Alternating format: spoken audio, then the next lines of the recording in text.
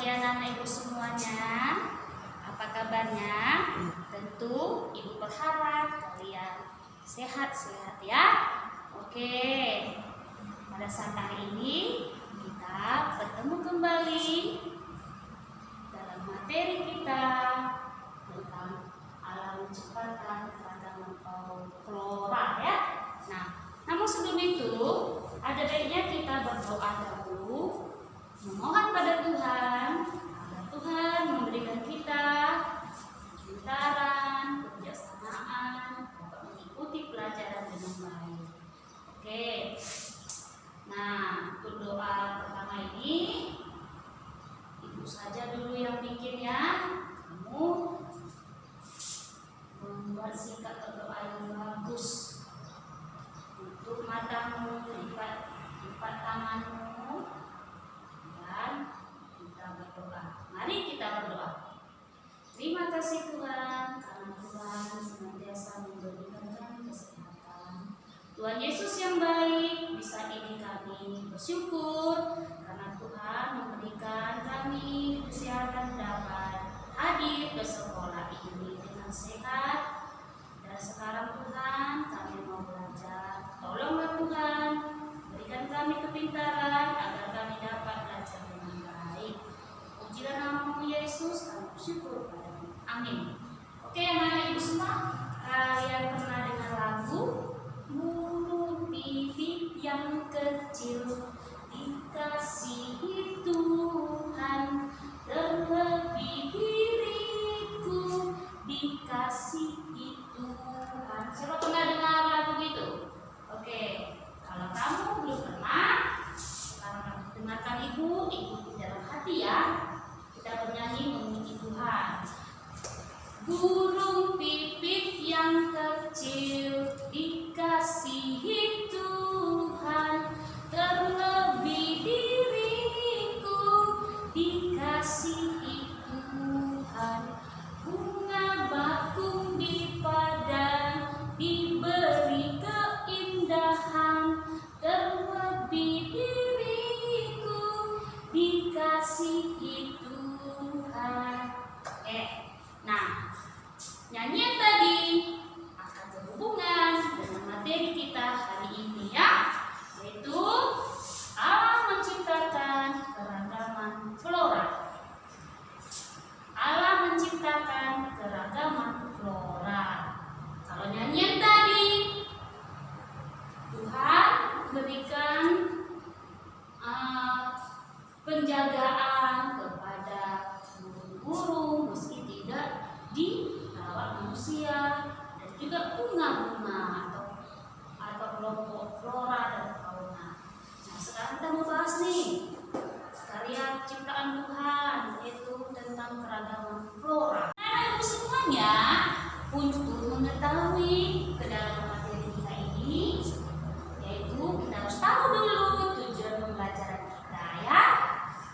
Tujuan pembelajaran kita yang pertama, dapat menceritakan kehadiran Allah melalui keragaman flora. Dua, menunjukkan sikap bersyukur atas keragaman flora. Tiga, mencatat berbagai keragaman flora di lingkungan. Oke? Nah, ada tiga ya tujuan pembelajaran kita. Nah, sekarang kita mulai ya nak ya. Allah menciptakan keragaman flora. Kejadian 1 ayat 11 dan Lukas 13 ayat 19. Nah, anak-anak semua boleh membuka Alkitabnya. Bila kamu bawa Alkitab, kamu buka. Nanti kita baca bersama-sama. Nah, setelah kamu dapat, dengarkan dulu ya. Ibu dulu yang baca. Kita buka pertama Kejadian 1 ayat 11. Dengarkan. Berfirmanlah Allah, hendaklah tanaman menumbuhkan tunas-tunas muda, tumbuh-tumbuhan yang berbiji, segala jenis pohon buah-buahan yang menghasilkan buah yang berbiji, supaya ada tumbuh-tumbuhan di bumi. Dan jadilah demikian. Oke, itu dia ya. Kejadian 1 ayat 11. Sekarang kita buka Lukas 13 ayat 19.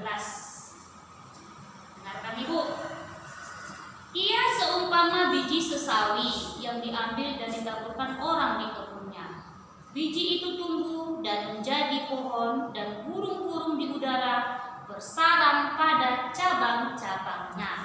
Nah, itulah dia Lukas 13 ayat 19. Nah, sudah kita baca firman Tuhan. Nah, tentu kita tahu maksudnya ya. Ternyata tumbuh-tumbuhan yang Tuhan ciptakan sangat berguna. Nah, kita harus merespon kehadiran Allah dalam ciptaan ini. Oke? Nah, anak-anak ibu semuanya, Allah hadir dalam keragaman flora. Nah, kita bisa lihat ya di lingkungan kamu masing-masing. Coba kamu perhatikan. Di rumah tadi pagi kamu makan apa? Makan apa? Kalau ibu makan sayur, tadi ibu masak sayur kangkung, baru ibu makan buah pisang. Apakah itu flora, bagian dari tumbuh-tumbuhan? Tentu. Nah, kenapa ibu makan buah-buah dan sayur-sayuran? Karena ibu merasa sayuran, buah-buahan sangat berguna bagi tubuh. Nah, sekarang ibu tanyakan, apa yang kamu makan tadi pagi? Nah, makan sayur, makan buah. Apa manfaatnya? Dan kamu sehat kan? Dan kamu segar. Oke. Begitu juga dengan itu ya. Jadi Allah itu hadir dalam keragaman flora yang menciptakan tumbuhan manfaat yang sangat istimewa. Nah, untuk itu biar kamu lebih paham atas materi ini, anak-anak bisa melihat, mengikuti video yang menarik ini. Ayo kita ikuti bersama ya videonya ya, jangan remeh-remeh. Oke, mari kita ikuti video. Allah menciptakan keberagaman flora. Luar biasa, Tuhan itu baik dalam hidup kita. Dia menciptakan tumbuh-tumbuhan untuk bisa kita nikmati. Nah, kita akan masuk ke dalam bagian pertama, bagian A. Keragaman flora di Indonesia.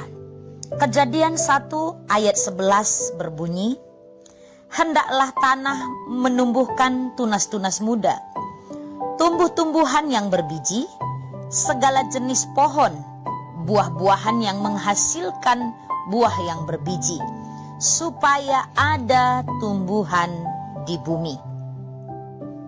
Demikian pula tanah di Indonesia.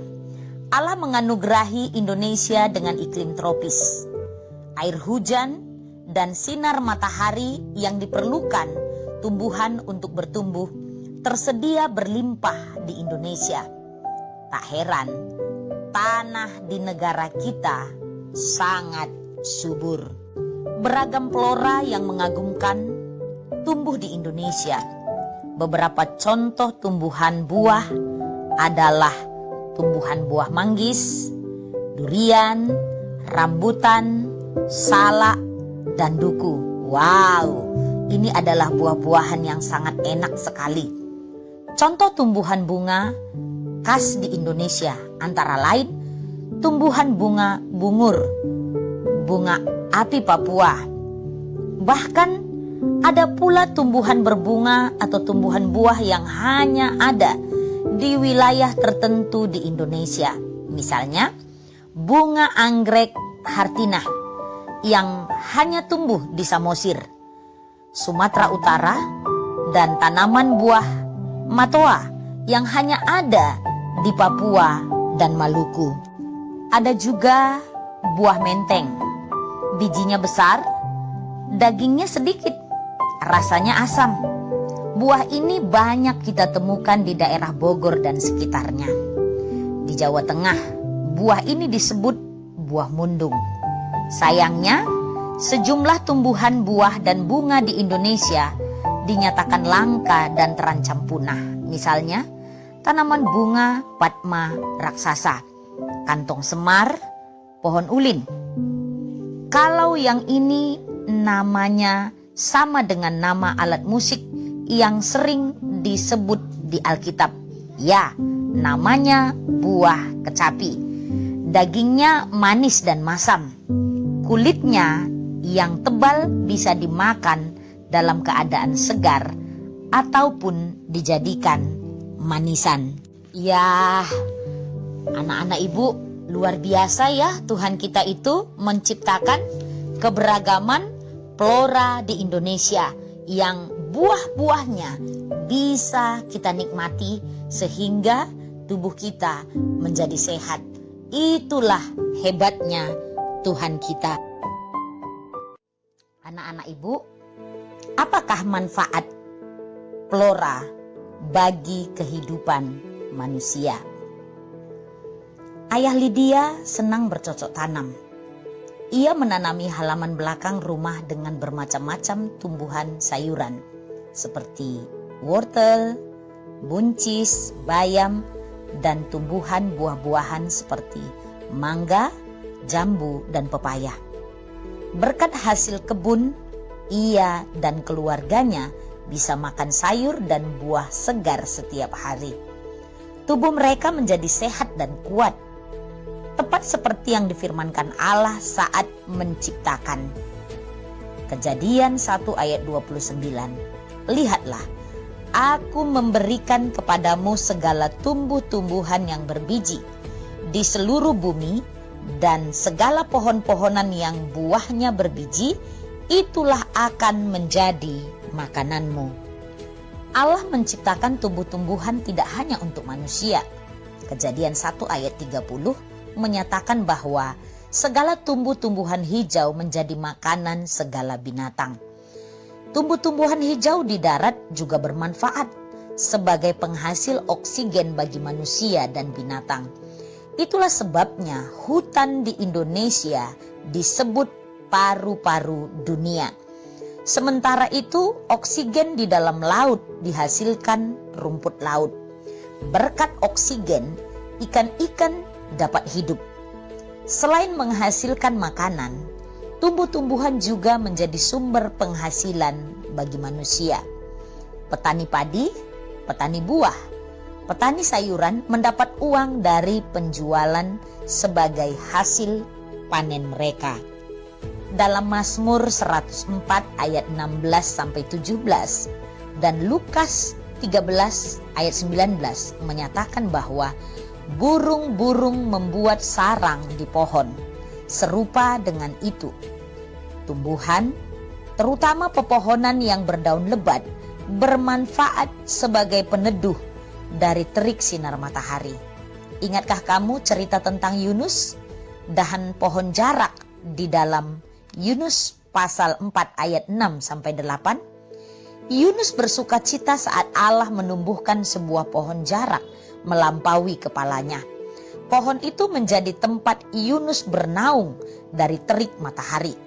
Yunus menjadi bersedih ketika pohon itu layu sehingga terik matahari menyakiti kepalanya dan membuatnya menjadi lesu. Ya, ternyata flora itu memiliki manfaat yang banyak dalam kehidupan kita. Yang pertama tadi, manfaatnya adalah menghasilkan bahan makanan bagi kita. Selain itu juga menghasilkan oksigen. Dan ditambah lagi, flora atau tumbuh-tumbuhan itu bisa juga menjadi sumber penghasilan dan membuat kita bisa berlindung dari panas matahari. Luar biasa ciptaan Tuhan. Tuhan itu sungguh menakjubkan.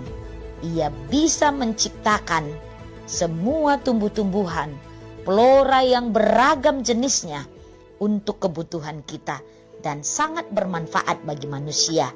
Mari anak-anak ibu sekalian, kita tetap bersyukur karena Tuhan Allah yang sudah memberikan segala yang terbaik dalam kehidupan kita. Nah, anak-anak ibu,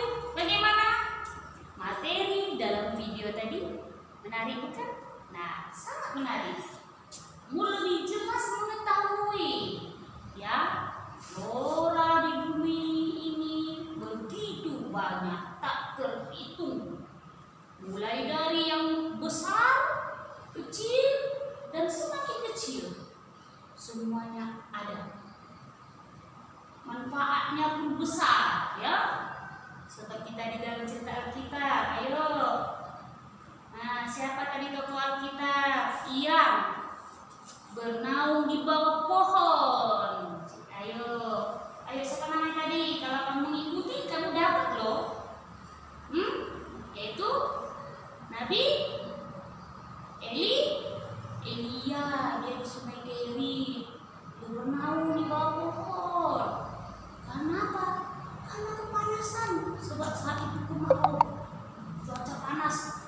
Jadi tumbuhan di bawah pohon itu atau yang berteduh di bawah pohon itu membuat Elia sangat nyenyak, menghilangkan lelah karena sudah capek jalan, minum pun tak ada. Jadi tumbuhan tadilah yang menolong dia untuk bisa beristirahat. Nah, begitu agung pemberian Tuhannya. Semua tanaman flora di bumi ini mempunyai manfaatnya, baik dari sisi daun, buah, batang, dan akar. Oke? Anak-anak dapat memahami? Ya. Sekarang tugas kita, Ibu mau tanyakan dulu ya. Sebelum Ibu kasih tugas, biar kamu lebih bagus mengerjakan tugas di rumah. Ya. Nah, coba perhatikan berapa banyak tumbuhan yang kamu makan satu minggu ini. Ayo, baru tanyakan temanmu. Coba tanyakan kepada temanmu lagi. Beritahu dia, tumbuhan apa yang kamu makan di sepanjang minggu ini, baik dari daunnya maupun buahnya. Coba tanyakan teman sebelahmu. Sama? Kalau kamu sama, apakah tumbuhan itu yang kamu makan itu mempunyai manfaat? Nah, tanyakan ya. Yuk, kasih waktunya 1 menit. Oke? Nah, sekarang setelah kamu menanya tadi pada temanmu, tentu kamu mendapat sesuatu yang berharga dari pengalaman temanmu ya. Nah, ada yang di rumah memakan sayur udah 5 jenis. Bayam, kangkung, daun ubi, buncis, sawi. Kalau ibu nggak terhitung lah, ibu sepanjang minggu ini makan apa ya? Udah nggak terhitung, udah banyak. Lebih ada 5. Ibu makan satu minggu ini bayam, kangkung, sawi, kol, apa lagi itu ya? Seledri, apa lagi itu daun ubi, banyak lagi bayam merah juga. Nah, sekarang setelah kamu mengetahui jumlah dari yang temanmu makan, coba sekarang kamu bawa ke dalam tugasmu ya. Nah, tugas kita di rumah yaitu mencatat tanaman yang ada di lingkunganmu. Catat tanaman apa saja yang terdapat di lingkunganmu, baru kamu tulis, buat dalam tabel ya, seperti ini. Ini ada tabelnya nih, kamu catat ya. Bagi 2 saja.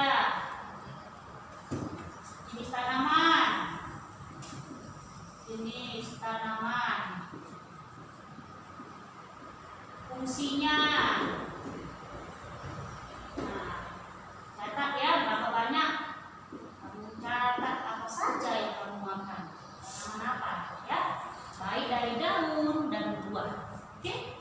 Nah, setelah itu kita kumpul minggu depan ya.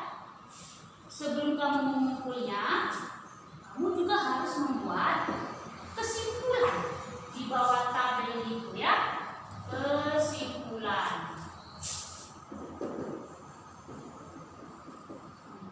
kesimpulanmu apa terhadap flora yang Tuhan ciptakan itu?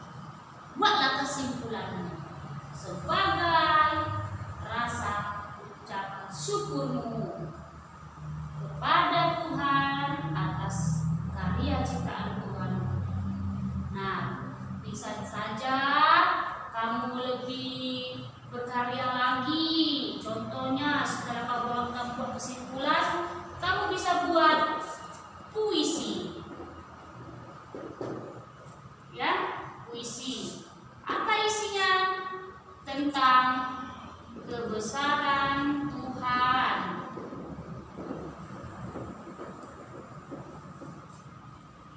Pada ciptaannya.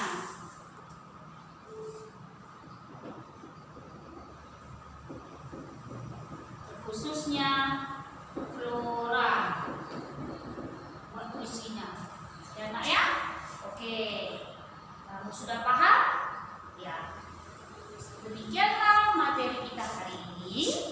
Ibu harap kamu dapat bersyukur untuk yang Tuhan ciptakan dengan menjaga, menggunakan semua tumbuh-tumbuhan yang ada di sekitarmu sebagai rasa terima kasih kepada Tuhan.